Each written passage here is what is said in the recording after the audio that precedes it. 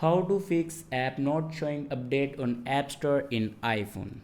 So let's start the video. First of all, if you want to fix this problem, then firstly open your App Store and then open your app like Instagram,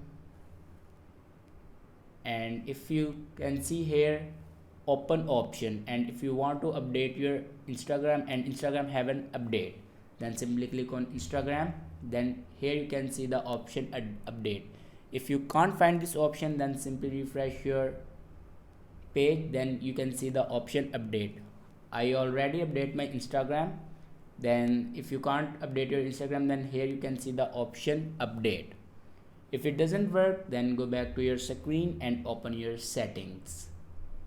In settings, click on general and then click on iPhone storage.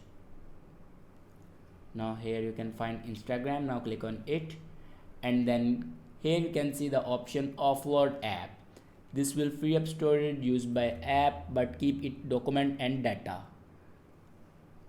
After offload your app, then reinstall it.